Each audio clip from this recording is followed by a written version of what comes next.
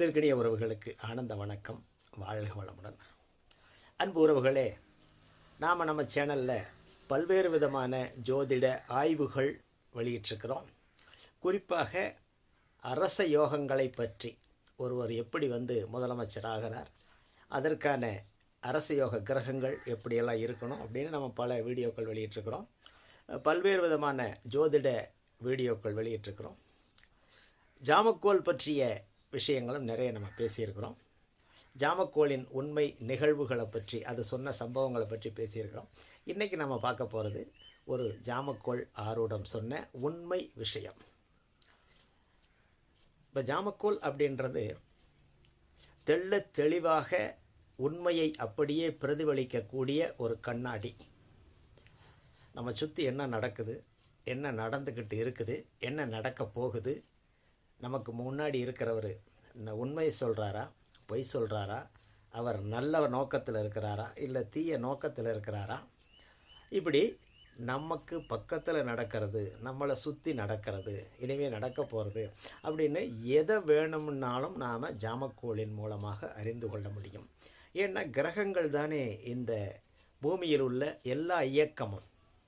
அப்போ அந்த கிரகங்களின் நிலைகளை நாம் சரியாக புரிந்து கொண்டால், அதை நாம் அது என்ன சொல்ல வருது அப்படின்ற அந்த செய்திகளை உணர தெரிந்துவிட்டால் அந்த உண்மை நிலை புரியும். அந்த வகையிலே ஜாமக்கோல் ஆரூடம் அப்படின்றது மிகப்பெரிய ஒரு வரப்பிரசாதம். இந்த அற்புதமான கலையை நமக்கு கொடுத்த அந்த குருமார்களுக்கு முதல்ல சிறந்தாழ்ந்த ஒரு வணக்கத்தை நன்றியோடு சமர்ப்பிக்கணும். ஏன் அப்படின்னா, இவ்வளோ ஒரு அரிய கலை. இந்த ஜோதிட பொக்கிஷத்திலேயே இந்த ஜாமக்கோல் ஆரூடம்ன்றது மிகப்பெரிய ஒரு பொக்கிஷம். அப்படியே படம் பிடிச்சு காட்டுது இல்லையா, நமக்கு முன்னாடி நடக்கக்கூடியதை ஒரு சினிமா படம் போல, திரையில் நாம் பார்ப்பதைப் போல அந்த கட்டங்களில் பார்க்க முடிகிறது. இப்போ அந்த வகையில் இன்றைக்கி நாம் பார்த்த ஒரு வியந்த ஒரு ஜாமக்கோல் ஆரூடம். சமீபத்தில் ஒரு வாரத்துக்கு முன்னாடி சென்னைக்கு ஒரு வேலையாக ஒரு திருமண நிச்சயதார்த்த விழாவிற்காக, அதாவது எல்லாருக்குமே தெரியும், சென்னை போகிற எல்லாருக்குமே தெரியும், பெரம்பலூர் அஸ்வின் ஹோட்டல், திருச்சி தாண்டி அங்கிட்டிருந்து வந்தால் பெரம்பலூரில் அந்த அஸ்வின் ஹோட்டல் முதலாளி மகனுக்கு திருமண நிச்சயதார்த்தம். அந்த பையன் பேர் தான், அந்த மணமகன் பேர் தான் அஸ்வின். அவருக்கு சென்னையில் ஒரு நிச்சயதார்த்த விழா, திருமண நிச்சயதார்த்த விழா. அந்த நிச்சயதார்த்த விழாவுக்கு நம்ம சென்னைக்கு போயிட்டு திரும்பி வந்துக்கிட்டு இருக்கிறப்ப நல்ல ஒரு தூக்கம். ஏன்னா அங்கேருந்து கிளம்புறதுக்கே ரொம்ப லேட் ஆயிடுச்சு. ஒரு 11 மணிக்கு மேலே தான் கிளம்புனோம். கிளம்பி வந்துக்கிட்டு இருக்கிறோம். நல்லா நமக்கு தாம்பரம் தாண்டின உடனே நல்ல தூக்கம். ஏன்னா முதல் நாளும் ட்ராவல், பகல்லையும் தூங்க முடியல. அதுக்கு வந்துக்கிட்டு இருக்கிறப்ப பஸ்ஸில் நாம் நல்லா தூங்கிக்கிட்டு இருக்கிறோம். பஸ்ஸு நான் ஏசி பஸ்ஸு. சரியாக எந்த இடம்னு தெரியல. ஏறக்குறைய செங்கல்பட்டு தாண்டி இருக்கணும் அப்படின்னு நினைக்கிறேன். அதாவது மேல்மருவத்தூர் தாண்டி இருக்கும்னு நினைக்கிறேன் அந்த ஏரியா. ஏன்னா சரியான காடு, நமக்கு எந்த பகுதின்னு சரியாக தெரியலை. அங்கே வந்துக்கிட்டு இருக்கிற நேரத்தில் பஸ்ஸுக்குள்ளே ஒரே புழுக்கம். ஏன்னா நான் ஏசி பஸ்ஸு, கண்ணாடியெல்லாம் நம்ம ஓப்பன் பண்ணி தான் இருக்கிறோம், நம்ம ஜன்னல் சீட்டில் தான் இருக்கிறோம். ஒரே பயங்கர புழுக்கமாக இருக்குது, கணருது, தூக்கம் கலைஞ்சிருச்சு. என்னன்னு பார்த்தா டிராஃபிக்கை, ஒரே பயங்கரமான டிராஃபிக்காக இருக்குது. நாங்கள் போகிற பஸ்ஸு, அங்கிட்டு சென்னையிலேருந்து வந்துக்கிட்டு இருக்கிற பஸ்ஸு இங்கிட்டு ரைட் சைடு உள்ள ட்ராக்கில் போய்கிட்டு இருக்கு, ராங் சைடில் நிற்குது.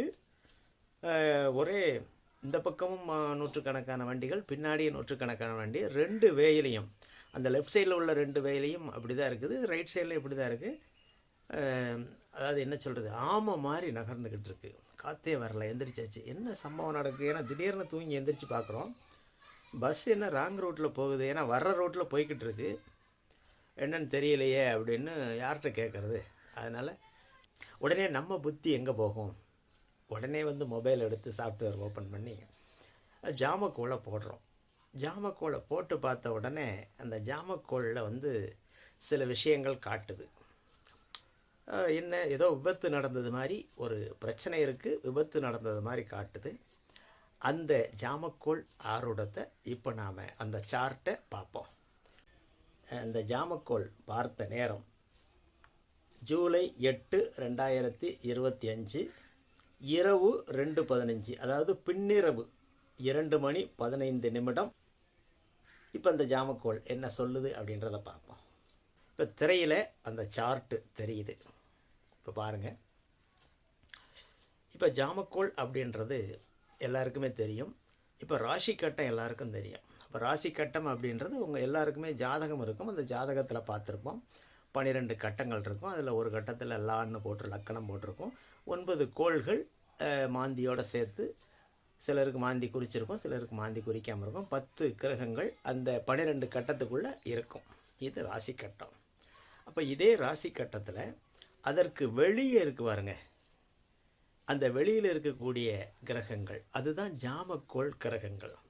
அதே ராசி கட்டத்தில் உதயம், உதா, கவிப்பு, ஆரூடம் அப்படின்னு இருக்கு பாருங்க. ஊதா, ஆரு, காவி அப்படின்னு இருக்கு இல்லையா? இது ஜாமக்கோளினுடைய ரகசியங்களை, அந்த விஷயங்களை எடுத்து சொல்லக்கூடிய விஷயம். இப்போ இந்த சார்ட்டை நல்லா பாருங்கள். இப்போ உதயம் கும்ப ராசியில் இருக்குது. அப்போ கும்ப உதயம். அடுத்து ஆரூடம் கடக ராசியில் இருக்குது. கடக ஆரூடம். அடுத்து கவிப்பு, கவி அப்படின்னு போட்டிருக்கு இல்லையா? கவிப்பு. கவிப்பு வந்து விருட்சிகத்தில் இருக்குது. இப்போ இது நமக்கு என்ன சொல்ல வருது அப்படின்றத பார்ப்போம். இப்போ உதயம், கும்ப உதயம். அந்த உதயாதிபதி, கும்பராசிக்கு அதிபதி யார்? சனி. இந்த சனி பகவான் உதயத்திலேருந்து அப்படியே எண்ணிட்டு வாங்க, மேல் நோக்கி எண்ணிட்டு வாங்க. சனி வெளிக்கட்டத்தில், ஏன்னா ஜாமக்கிரகம் உள்ள சனி இல்லை, வெளிக்கிரகம் ஜாமக்கிரகம் சனி உதயத்திலேருந்து எண்ணிட்டு வந்தோம்னா 8ஆம் இடத்துல இருக்குது, 8வது ராசியில் இருக்குது. அப்போ 8வது ராசியை சுட்டி காட்டுது அப்படின்னா, 8 அப்படின்னாலே ஆக்சிடெண்ட் அப்படின்னு அர்த்தம், விபத்து. அப்போ ஏதோ விபத்தை சொல்லுது. ஆரூடம் எங்கே இருக்குன்னு பாருங்க. உதயத்திலிருந்து ஆரூடம், கடக ஆரூடம். அப்போ உதயத்திலேருந்து எண்ணி வந்தால் 6ஆம் இடத்துல இருக்குது. அப்போ ஏதோ பிரச்சனையை சுட்டி காட்டுது. நம்ம என்ன மனசில் நினைக்கிறோம், என்ன பிரச்சனைன்னு தெரியலையேன்னு ஜாமக்கோள் போடுறோம். உதயத்திலேருந்து ஆரூடம் 6ஆம் இடத்துல இருக்குது. அப்போ ஏதோ பிரச்சனையை சுட்டி காட்டுது. அந்த ஆரூடத்தில் இருக்கிறது யாருன்னா சந்திரன். சந்திரன் அப்படின்னா அந்த ஆரூடாதிபதியே அந்த ஆரூடத்தில் இருக்கிறான். அதோட சந்திரன் அப்படின்னாலே பயணம். இப்போ பயணத்தில் ஏதோ பிரச்சனை, தடங்கள் இருக்குது. அப்போ நம்ம கேட்ட கேள்வி அதானே, பயணத்தில் என்ன தடங்கள் தானே கேட்குறோம். இப்போ சரியாக இருக்குது. அடுத்து உதயாதிபதி 8ஆம் இடத்துல சனி, உதயாதிபதி 8ஆம் இடத்துல இருக்குது. இப்போ 8ஆம் இடத்தை சுட்டி காட்டுறதுனால விபத்து, ஏதோ விபத்து நடந்திருக்கு அப்படின்றத சொல்லு. இப்போ என்ன விபத்து அப்படின்றத பார்க்கணும் இல்லையா? அப்போ சேதாரம் என்ன, அதை சொல்கிறது தானே, நஷ்டத்தை சேதாரத்தை சொல்கிறது தானே கவிப்பு. இப்போ கவிப்பு உதயத்திலேருந்து 10ஆம் இடத்துல கவிப்பு இருக்குது. கவிப்பு யாரை கவிச்சிருக்கு அப்படின்னா, இப்போ கவிப்பு உள்கிரகத்தில், அந்த கவிப்பு உள்வட்டத்தில் அந்த ராசிக்குள்ளே சந்திரன் இருக்குது. வெளியில் ஜாம கிரகம் சுக்கிரனை கவிச்சிருக்கு. இப்போ கவிப்பு 24 டிகிரியில் இருக்குது. இப்போ சுக்கிரன் 202 டிகிரியில் இருக்குது. அடுத்த கட்டத்தில் தான் இருக்குது. ஆனால் கவிப்பு ராகு கேது மாதிரி பின்னோக்கி நகரக்கூடியது. அப்போ கவிப்பு இப்போ இங்கே எந்த ராசியில் இருக்குது? விருட்சிகத்தில் இருந்து துலாத்தை நோக்கி நகருது. அப்போ துலாத்தில் சுக்கிரன் இருக்குது. அப்போ கவிப்பு சுக்கிரனை கவிச்சிருக்கு. இப்போ சுக்கிரன் நஷ்டமாகி இருக்குது, சேதாரமாகி இருக்குது அப்படின்னு அர்த்தம். இப்போ சுக்கிரன் அப்படின்னா யார்? இப்போ சுக்கிரன் அப்படின்னா ஜோதிடத்தில் கலஸ்தரத்தை சொல்லுவோம், மனைவியை சொல்லுவோம், அத்தையை சொல்லுவோம். இந்த மாதிரி ஒரு பெண்ணை குறிக்கக்கூடியது. ஆனால் இப்போ நடக்கக்கூடிய சம்பவம் விபத்து சொல்லுது, பயணத்தை சொல்லுது. அப்போ பயணத்தில் சுக்கிரன் அப்படின்னா வீடு, காரு, இதுக்கும் அதிபதி சுக்கிரன் தானே. அப்போ இப்போ பயணத்தில் எதை காட்டுது? கார். கார் சுக்கிரன் அப்படின்னா லக்ஸரி கார். அப்போ லக்ஸரி கார் அப்படின்னா ஒரு லக்ஸரி காரு சேதாரம் ஆகியிருக்கு விபத்தில் அப்படின்றத கவிப்பு சுட்டி காட்டுது. சரி, அந்த கார் எப்படி இருக்கும் அப்படின்னு நாம் பார்க்கணும். அப்படின்னா இப்போ தான் நம்ம உள்வட்டத்துக்குள்ளே வரணும். இப்போ கவிப்பில் உள்ளே இருக்கிறது யாருன்னா சந்திரன்.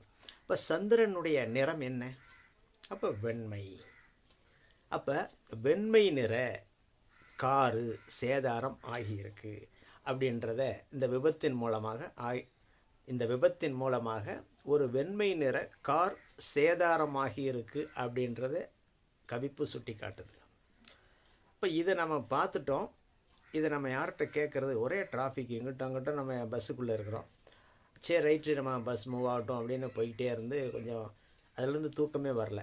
அப்போ ரொம்ப தூரம் வந்ததுக்கப்புறம் டீ சாப்பிட்றதுக்காக ஒரு இடத்துல வந்துட்டோம். ஒரு 2.5 மணி நேரம் லேட்டாக தான் வர்றோம்.